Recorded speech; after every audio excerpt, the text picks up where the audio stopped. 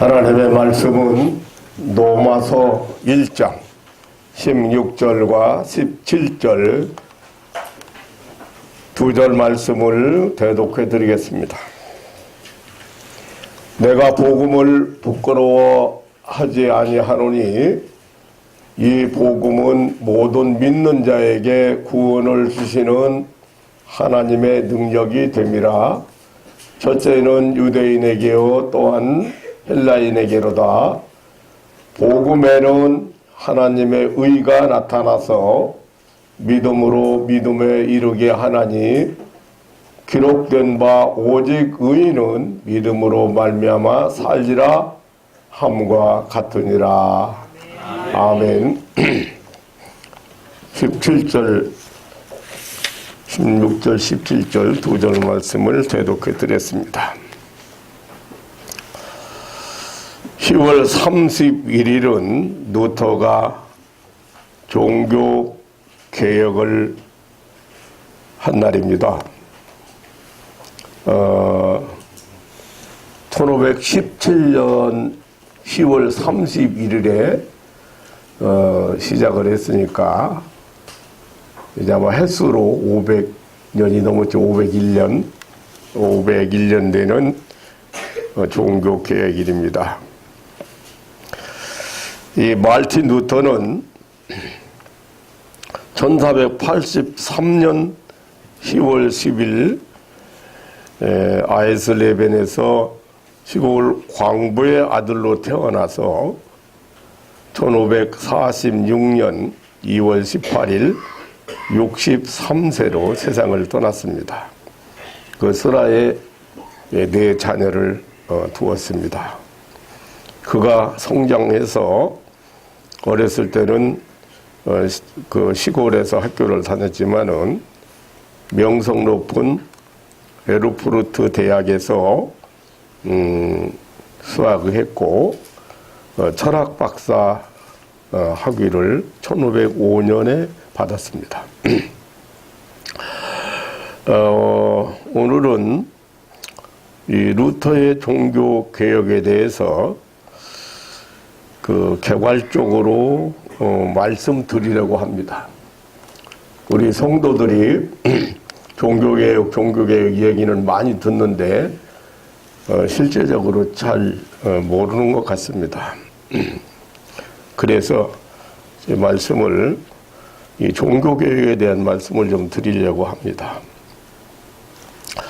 루터가 1505년 7월 2일에 친구와 함께 길을 가다가 비를 피하여 나무 밑에 있었습니다. 그런데 옆에 있는 친구가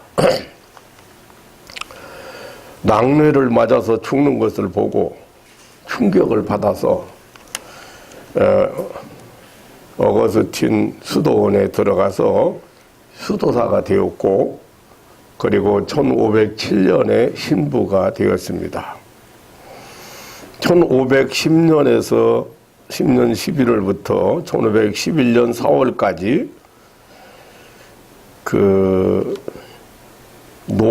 성 노마를 순례하였고, 1512년에 신학박사가 되었고, 1513년부터 1519년까지 위텐베르크 대학에서 히편이라든지 노마서라든지 갈라디아서, 히브리서 이런 성경 주석을 썼고 11개 수도원을 순회하면서 설교를 했습니다. 루터는 이 어거스틴 신학을 통해서 하나님의 은총의 세계에 눈이 열리고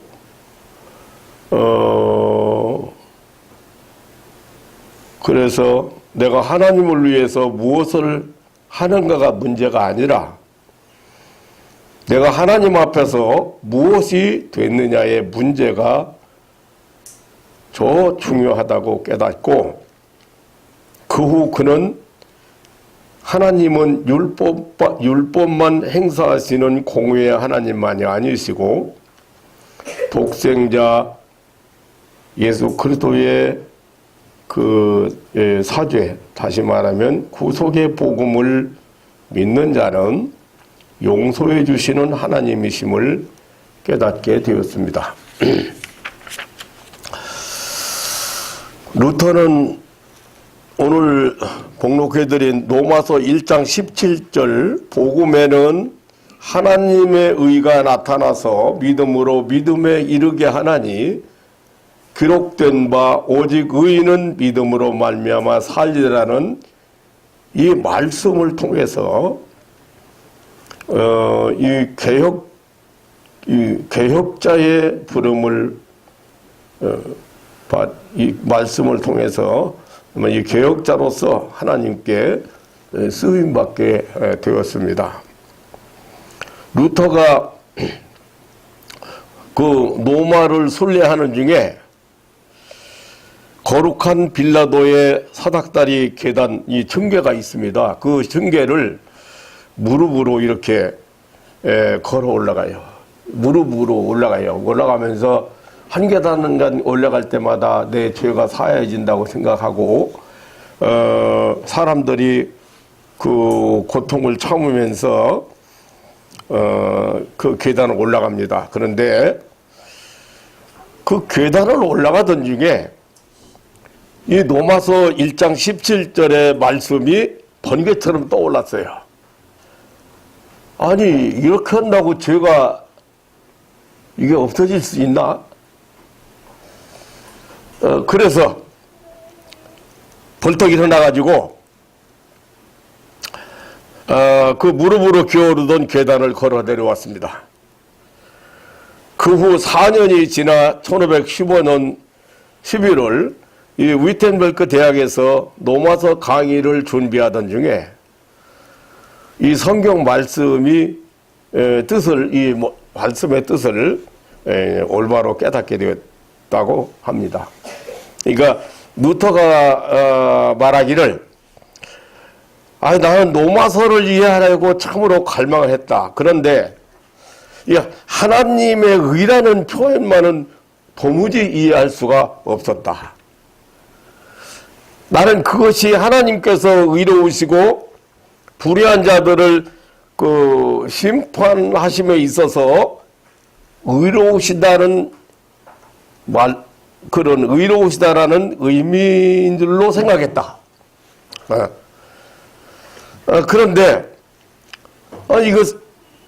이 말씀을 주야로 생각하다가 드디어 하나님의 의라는 것은 은혜와 긍휼을 통해서 하나님이 주시는 의, 복음, 예수 십자가의 구속, 그것을 의미하는 것이요. 또 우리가 그 의를 믿을 때, 그 복음을 믿을 때 하나님이 주시는 의로 말미암아 산다는 사망의 생명으로 옮겨진다는 것을 깨닫기 시작했다. 그러므로 로마서 1장 17절의 의미는 복음은 하나님께서 하나님의 의를 우리에게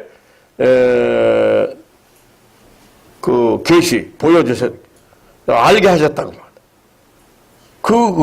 그리고 그 의를 통해서 하나님의 긍휼하심을 따라 믿음이라는 방법으로 우리를 의롭게 하신다는 뜻이라는 것을 깨닫게 되었다.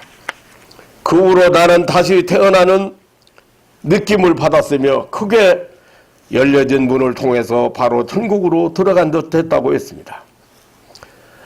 이것은 사람이 행함으로 구원받는 것이 아니라 하나님이 주신 복음, 곧 예수를 믿음으로 말미암아 은혜로 구원받는다는 것입니다.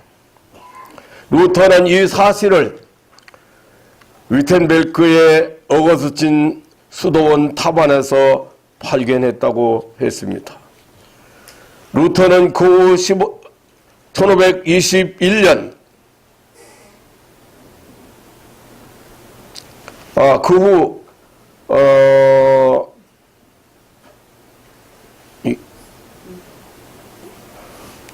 그 후에 1521년입니까? 그가 이게 그 후에 쓴 그 갈라디아서 주석에 보면은 이렇게 말하고 있습니다. 복음의 빛을 받기 전 나는 교황청의 법령들과 교부들의 전통에 집착해 있었고 또한 그것들을 거룩하게 여겼고 구원에 필요한 것으로 매우 진지하게 따랐다. 나는 내가 할 수 있는 모든 것을 다해서 뭐 금식도 하고 철학기도도 하고 뭐 기타 여러 가지 다른 방법으로 그것들을 지키려고 애썼고 내가 내 몸을 시달리게 하되 오늘날 나 때문에 자기 스스로 의롭게 되는 영광을 빼앗겼다는 이유로 나를 그토록 맹렬히 증오하고 그리고 박해하는 자들 이상으로 그렇게 했다. 그렇게 말했습니다. 그러니까 그 교황청에서 내린 여러 가지 법령들을 지키기 위해서 그리고 그 교부들이 말한 여러 가지 전통 이런 것들을 따르기 위해서 그는 굉장히 몸부림을 많이 쳤고 또 뿐만 아니라 자기 자신을 따를 수 없는 자기 자신을 증오도 하고 굉장히 고통스럽게도 했다는 겁니다. 금식도 하고 그렇게 하면서 그런 루터는 이 로마서 1장 17절에서 아주 놀라운 하나님의 은총을 깨닫고 종교개혁을 단행하게 되었다는 사실입니다. 믿음, 오직 믿음, 믿음에서 믿음에 이르는 그 믿음이라고 하는 이 믿음으로 구원받는다는 이 놀라운 하나님의 은총을 깨닫게 되었습니다. 그 믿음은 하나님의 의를 믿는 믿음입니다. 하나님의 의는 예수 곧 복음이라고 했습니다. 그 복음에는 하나님의 의가 나타났다고 했습니다. 그 의는 하나님이 보내신 독생자 예수를 믿는 자는 모든 죄에서 용서받고 사함받아 죄가 없는 자로 의롭담을 받게 해주는 칭의의 은총이었습니다. 바로 이 성경 진리가 루터를 살리고 독일과 유럽과 온 세계를 빛으로 인도하고 은총의 세계로 인도했던 것입니다. 천년이 넘도록 행함으로 구원받는다고 가르친 로마 가톨릭의 이행누구 주의의 그 잘못된 사상, 이단 이 사상, 그 사상에서 모든 인류를 해방시킨 자유의 복음이었습니다. 이것은 기독교의 새로운 출발이라고 할 수가 있는 것입니다. 루터 종교개혁의 발단을 보면은 당시 그 교황 레오 10세가 베드로 성당 완공을 위해서 막대한 공사비를 충당하려고 그 죄를 사해준다는 속죄권 판매, 면죄부라고도 하죠. 그 속죄권 판매를 강권해서 그 위텐베르크 시인은 온통 들썩였습니다. 그러니까 이 지금 베드로 성당의 공사가 100년을 끌어왔는데 100년 동안 그 끌어오던 그 베드로 성당 공사 그 막대한 비용을 충당하기 위해서 1506년부터 속죄권 판매를 시작한 것입니다. 재개한 것, 다시 시작한 거예요. 사실은 그 13세기의 십자군 군사비를 위해서 시행되어 왔던 이 속죄권 판매를 또 이렇게 성당을 지키기 위한 공사비를 마련하기 위해서 다시 팔기 시작한 겁니다. 당대 웅변가요 신학자로 유명한 도미닉 교단의 수도사 테첼이라고 하는 사람, 이 판매 책임자로 파송받아가지고 가는 곳마다 외쳤습니다. 속죄권을 사면은 살아있는 사람은 즉시 죄를 용서받을 것이고, 연옥에 있는 자를 위해서 속죄권을 사면은 그 은화가 헌금함에 떨어지는 소리가 나는 순간에 곧 천국으로 올라간다고 외쳤습니다. 그때 루터는 이 텃셀의 이 속죄권 반대에 대한 설교를 했고 90여 개 조항의 공개 토론을 제의한 것입니다. 95개 조항의 그 중심 내용을 보면은 속죄권은 사람의 죄를 속할 수가 없다. 속죄권은 죄의 벌을 면할 수가 없다. 속죄권이 연옥에 있는 영혼을 구할 수 없다. 믿음으로 회개한 자는 이미 예수 그리스도 안에서 용서받았다. 이런 내용들이. 당시 이 독일의 그 위텐베르크 대학에는 매 금요일마다 신학자들이 모여서 신학적 문제에 대해서 토의하는 시간이 있었다고 합니다.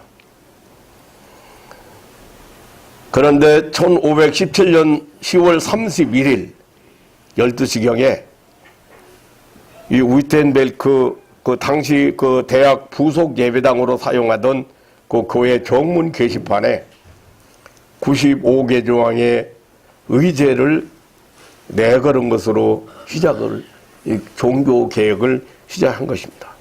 그 공개 토론의 내용의 문서가 공개된 지 2주 만에 전 독일에 퍼져갔고 4주 만에 전 유럽에 퍼져갔다고 합니다. 아주 급속도로 퍼져갔다고 합니다. 그럴 수밖에 없죠. 당시 천주교가 이 로마 카톨릭이 완전히 그 저거 하고 있던 그런 시절이기 때문에 이 당시 그 위텐베르크 성의 그 교회 안에는 화려한 화려한 금그릇과 은그릇들이 꽉 차 있었고 성자의 유골이 이제 성골이라고 그러죠. 그래서 성자 이 노멘 카톨릭은 지금도 지하에 가면 이 유골들이 굉장히 많습니다. 근데 당시에 18,000이나 있었고 성장의 달에는 이 유골의 예배 행렬이 줄을 이었고 그 교회 건물 거리에는 이 성물이라고 하는 그런 성자들의 유물이죠. 이런 것들이 진열되어 있고 각 처에서 온 순례자들이 많은 재물과 촛불을 들고 줄을 이어 몰려왔다고 합니다. 이와 같이 이 유골이나 그 성의에 입맞추고 기도하면 죄사함 받는다고 가르쳤고 그렇게 믿어왔습니다. 거기에다가 속죄권, 이 면죄부 판매로 해서 중세시대의 유럽인들과 독일인들의 돈을 긁어 모으고 있었습니다. 이렇게 여러 세기 동안 종교 이름으로 로마 사람들은 독일을 비롯한 유럽인들의 그 돈을 모아 성당 공사비를 충당해 왔습니다. 이러한 때 하나님께서 루터의 가슴에 이 진리의 불이 붙게 하셔서 이 진리를 깨닫게 하셔서 구원의 길을 알게 하셨습니다. 돈을 주고 속죄권을 사야 구원받는다는 것이 아니고 하나님의 의를 믿음으로 구원받는다는 복음을 외치게 한 것입니다. 사실 이 면죄부 판매 운동은 오히려 이 종교 개혁의 도화선이 된 것이죠. 이거 좀 앞당겼다고 봐야죠. 이런 것을 통해서 더. 예. 로마 카톨릭은 이러한 루터를 가만둘 리가 없습니다. 교황은 루터를 로마로 소환했는데 루터가 불응하자 루터의 주장을 철회하도록 강요했고, 그 1519년에는 학자 그 에크와 논쟁을 붙이기도 했습니다. 결국 루터는 정죄당하고 말았습니다. 그 후 루터는 1520년 세계의 중요한 그 신학 논문을 발표해서 보다 폭넓은 개혁 운동을 전개했습니다. 루터의 첫 논문은 교황의 우월권, 그리고 성직자의 독신주의, 교회의 사치, 이런 것들을 비난하고 신학교육의 개혁을 주장한 도굴의 크리스찬 귀족에게라는 글이었습니다. 이 글 내용을 보면은 신자들은 다 복음의 제사장이기 때문에 교황만이 교황이 일반 사람보다 우월할 수 없다. 그리고 신자들이 다 제사장이기 때문에 교황만이 성경 해석권은 잘못되었다. 여러분들이 이런 얘기하면 무슨 얘기인지 잘 못 알아듣죠? 로만 카톨릭은 신자들이 직접 하나님 앞에 기도를 못해요. 그러니까 어떻게 기도를 해요? 신부한테, 그리고 성자들 이름을 빌려서 기도합니다. 그리고 왜 그러냐면, 너희는 거룩한 백성, 제사장 같은 백성, 우리는 모두가 다 하나님 앞에 언제든지 기도하고 언제든지 나갈 수 있잖아요. 그래서 로마 카톨릭이 그렇게 주장하기 때문에 지금 그 첫 번째 논문에서 신자들은 다 복음의 제사장들이기 때문에 우리는 언제나 하나님 앞에 나갈 수 있고 우리 죄를 가지고 하나님 앞에 회개할 수 있고 그렇게 하잖아요. 근데 로만 카톨릭은 그렇지 않습니다. 그래서 여러분, 내가 장례식에 갔다가 옆에서 하도 시끄러워서 뭔 소린가 하고 가봤어요. 그랬더니 천주교 그 로만 카톨릭 이 교인이 죽었어. 그래서 기도한대. 근데 몰려와가지고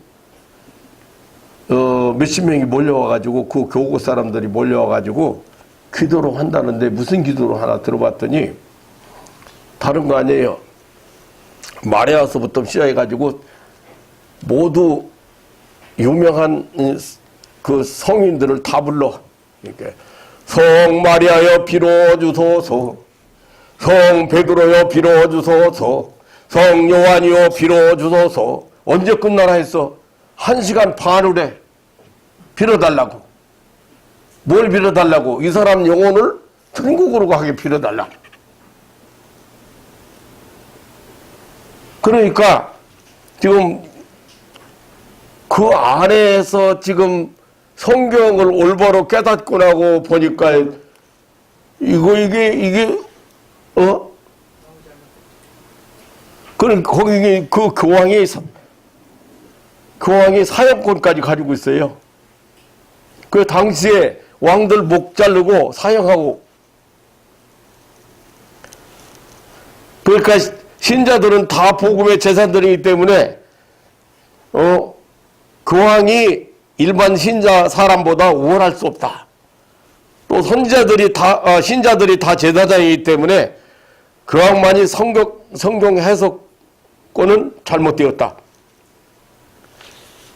성경 해석을 아무나 못해요. 아니, 아무나 못하는 정도가 아니고 아무나 성경을 읽을 수도 없고 성경을 못 알아들어요.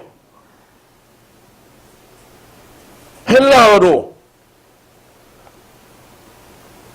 네티노로, 헬라어로 낭독만 해요. 낭독. 앞에서 낭독만 몇 절 낭독해요. 성도들이 하나님 말씀이 뭔지 잘 못 알아들어. 아무나 성경을 해석할 수 없다고 생각하고 아무나 성경을 읽을 수 없다고 생각해요.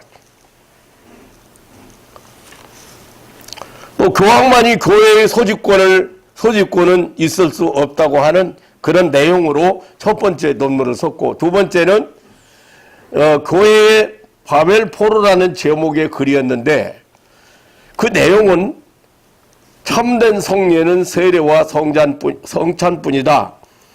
그러나 로마 교회는 인간적인 성례의 포로가 되어 있다라는 것이었습니다. 아니, 이 로마 캐토릭은 이게 칠성례라고 있는데요. 또 그 시간이 얼마나 길은지 몰라요. 별의별 의식을 다 만들어가지고, 사람들이 만들어가지고, 그 교회 안에서 그 의식을 행하기 때문에,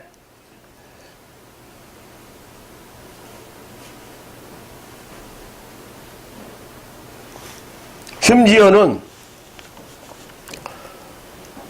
나는 그 지하철에서 어떤 사람이 이 묵주 이거 돌려요. 묵주. 왜 가면서 돌려. 그래서 불교인인가 그랬어. 그랬더니 앞에 놔뒀는데 보니까 천주교에서 만든 책자야. 책자 놓고 그거 외우면서 이거 하나씩 돌려, 이거. 이거 불교에서 온 거예요. 이거 만들어가지고 108염주라고 그래가지고 계속 외우면서 이거 108번뇌가 이거 넘어가도록 외우면서 이거 하는 거예요. 이거 하나씩 남기는 거야. 그런데 어느 가게에 갔더니 그게 뭘로 만들어진 거라 해서 굉장히 비싼 것도 있더라고. 몇십만 원 가는 것도 있더라고. 요거 남기는 게. 요거 남기는 게. 이거 남겨가면서 그 책에 그 기록된 거 외우는 거야. 뭔지 내용은 내가 안 봤는데.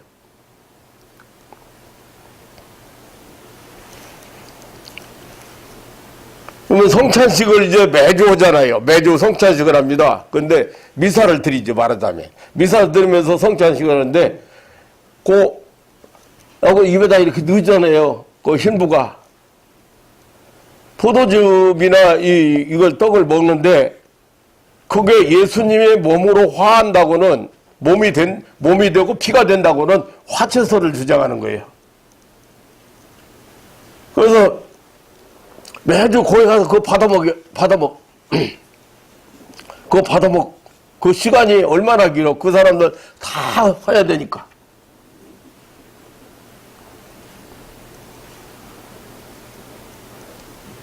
근데 예수님께서 교회는 성찬과 세례라고는 두 가지 성례가 있습니다.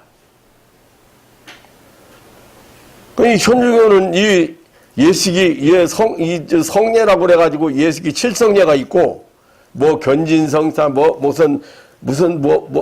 나 복잡하죠. 그러니까 여기에 교시도인들이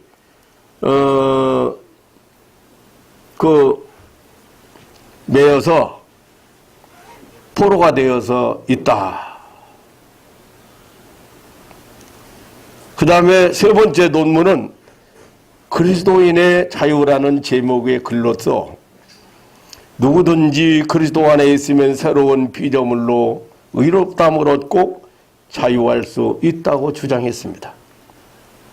그러므로 모든 사람은 로마 카톨릭의 온갖 사설에서 자유해야 된다고 주장했습니다. 그 후 1520년 6월 15일 루터에게 로마 교황청은 파문장을 내렸습니다.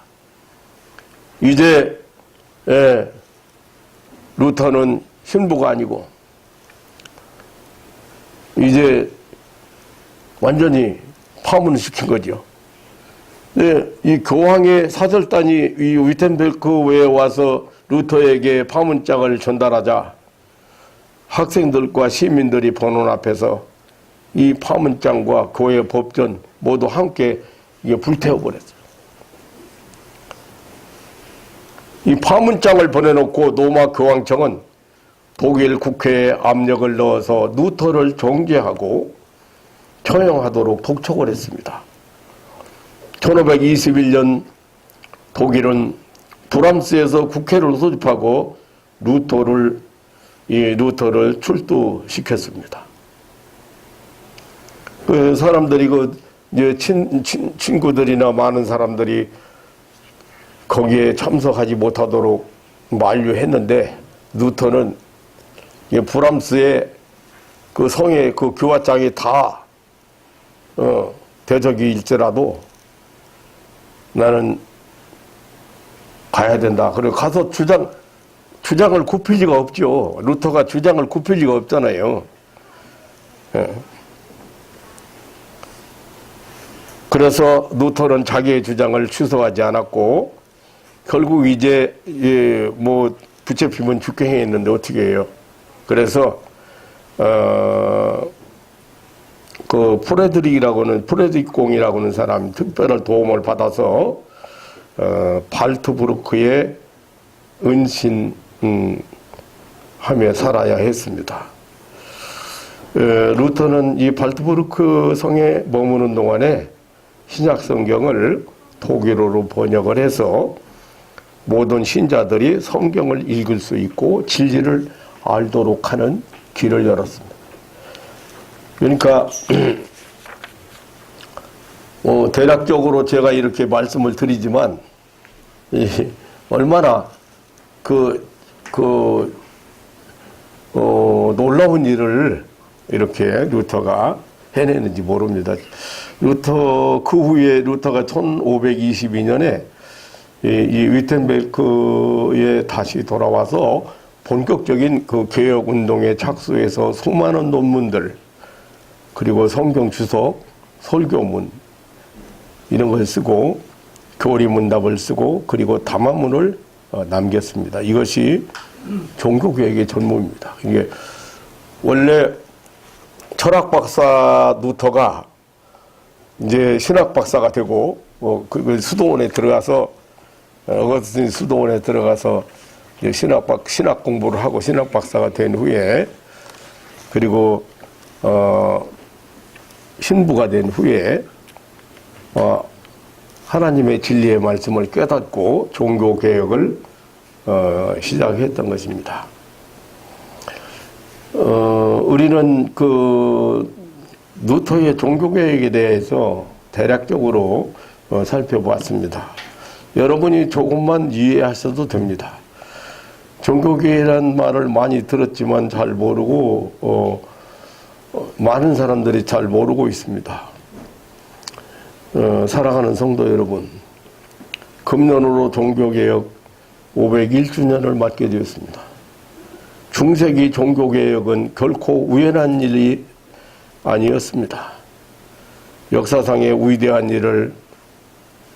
일들은 갑자기 일어난 일이 없습니다. 마치 정치혁명이나 그런 테러 사건이 일어난 것 같이 오랜 기간 동안 쌓이고 누적되어 온 것이 폭발한 것입니다. 로마 카톨릭의 부패와 타락이 무려 1000년이 넘도록 쌓이고 쌓여오다가 이를 심판하고자 하시는 하나님의 경륜이었다고 하는 사설입니다. 종교개혁의 모토는 오직 믿음, 오직 은혜, 오직 성경, 오직 하나님의 영광, 만인 제사장 이런 주의가 바로 이게 종교개혁의 모토입니다. 그러므로 오늘날에도 이 개혁운동은 계속되어야 합니다. 지금 한국교회는 오래전부터 제2종교개혁을 외쳐왔습니다. 마귀 사탄의 괴계에 빠져서 거룩한 것 교회에 들어와서는 안 될 것들이 많이 들어왔습니다. 전도라고는 명분을 앞세워서 별의별 것들을 다 가지고 들어와서 성도들을 혼미케 하고 있습니다. 교회는 진리를 전파하지 못하고 교회는 복음을 왜곡시켜서 신자들의 길을 잃고 있습니다.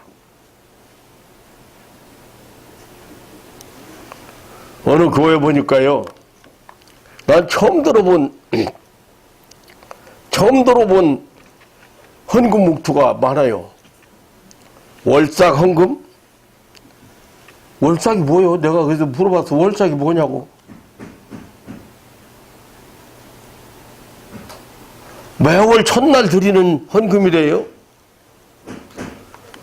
어떻게 1,000번째 헌금 묵투가 있어. 그래서 내가 이건 뭐예요? 그랬더니 1,000번 1,000일 동안 기도하는데 기도할 때마다 새벽에 와가지고 기도할 때마다 헌금 준비해서 바치고 기도한다는 거죠.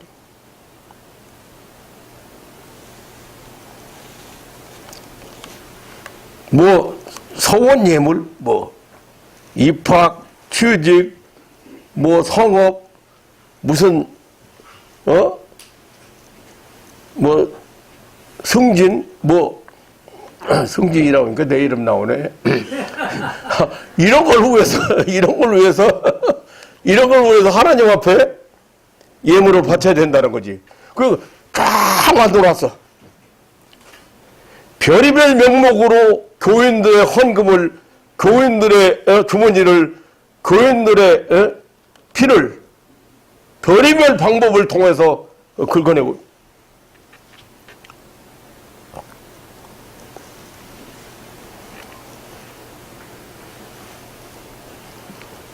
얼마 전에 어느 목사가 연락이 왔는데 얘기하는 중에 그러는 거예요.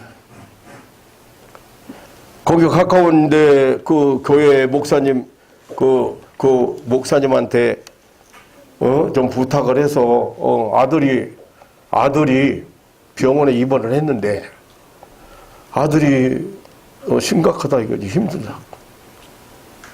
80 노모가 안 됐더라는 거지. 그래서 교회 목사님한테 말씀드려서 기도도 좀 받고 그렇게 하라고 하니까 그 80 노모한테, 그 할머니한테 80 노모가 아니라도 그런 소리 하면 안 되지요. 하나님 앞에 정성들이라 예물들이라 헌금들이라 해답이요 그게. 지금 목사가 그 얘기 들었으면 알았습니다. 내가 가서 기도해 드릴게요. 그래야지. 정성 들여? 헌금 들여? 예물 들여? 그래야 하나님이 치료하시는 하나님이요?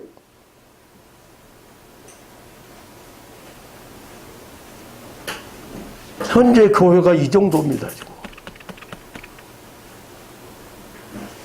안타깝지 않을 수가 없어. 하나님을 어떻게 소개하는지, 난 복음을 어떻게 전하는지 알 수가 없어요.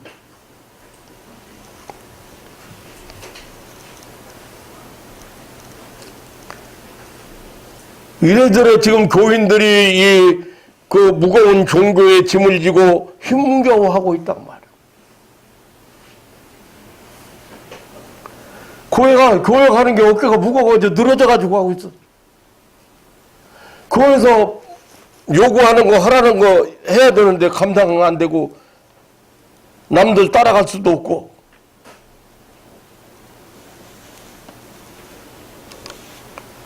개혁해야 되겠어요? 안 해야 되겠어요? 오래전부터 교회는 이 개혁을 외쳐왔습니다.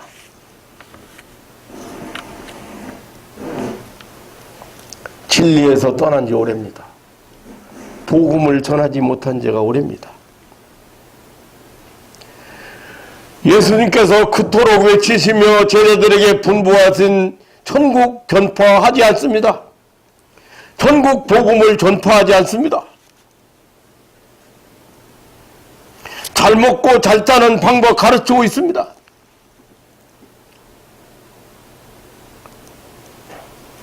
하나님의 의, 복음, 예수 그리스도, 십자가, 그 구원 모릅니다.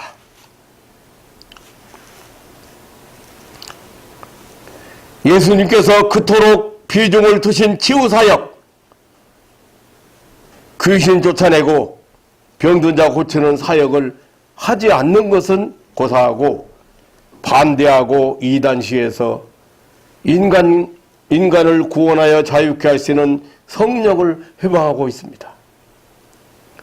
예수님은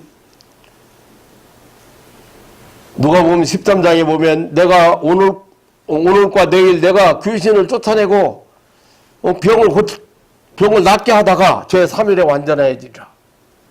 예수님 지금 당신 죽이려고 헤롯이 지금 난리 났습니다. 당신 빨리 피하시오. 그런데 예수님은 대답하시기를 아니다. 나는 귀신을 쫓아내고 오늘과 내일 귀신을 쫓아내고 병을 낫게 하다가 제 3일에 완전해지리라.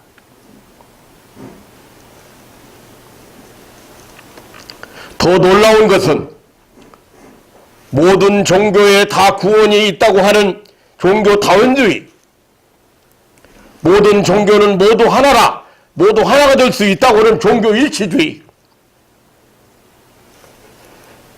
기독교 교단 중에는 잘못된 신학으로 오직 예수, 오직 은혜, 오직 성경, 오직 이 복음, 이 모두를 부인하고 있습니다.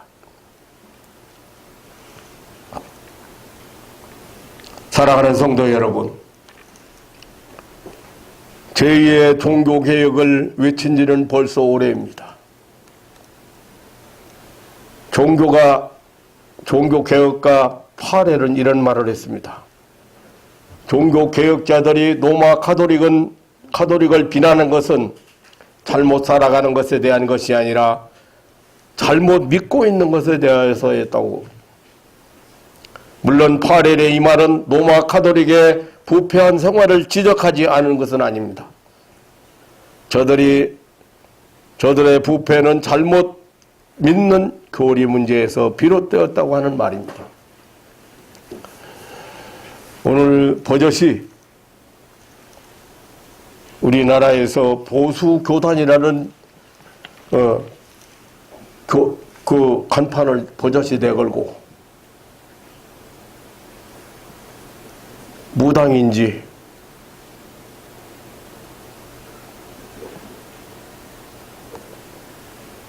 캐톨릭인지 분간이 안 되는 교회가 많이 있습니다. 이제 지난 시간에 제가 말씀드렸지만 세계 선교 기지로서 한국 교회가 이제 마지막 사명을 감당해야 될 시기가 오고 있는데 교회 개혁은 빨리 하지 않으면 안 될 것 같습니다.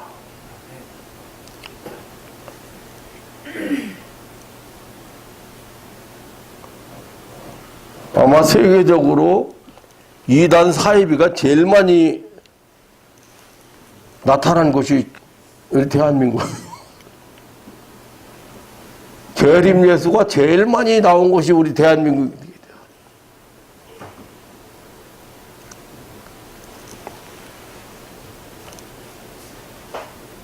사랑하는 성도 여러분, 진리로 허리띠를 띠고 마지막 시대에 승리자들이 되어서 하나님이 주신 은혜를 부인하지 않고 이 은혜 안에서 하나님이 주신 의인으로서 하나님이 인정하신 의인으로서 날마다 승리하는 하나님의 백성들이 되시기를 주님의 이름으로 축원합니다. 네. 살아계신 하나님, 오늘 뜻 있는 사람들은 제2의 종교개혁을 외치고 있습니다. 교회가 너무 세속화됐습니다. 교회가 세속화 나아가서 타락했습니다. 있어야 될 자리에 교회가 빛으로서 소금으로서 그 역할을 못하고 있고, 무엇보다도 교회는 하나님의 구속사 진행을 위해서, 이 복음 전파를 위해서 존재해야 되는데 하나님 아버지 그 사명을 다하지 못하는 것 같습니다. 이제 진리의 횃불을 높이 들어야 될 많은 일꾼들이 필요한 시대가 왔습니다. 하나님 기억하시고 은총을 입혀주시고 마지막 우리 한국 교회에 주신 세계 선교 사명을 잘 감당할 수 있는 그런 축복을 허락하여 주옵소서. 여기 살아가는 가족들이 오늘도 이렇게 주님 앞에 나와 머리 숙였습니다. 하나님의 우리에게 베푸신 은혜가 너무 크고 놀라워서 항상 감당할 길이 없어서 하나님 아버지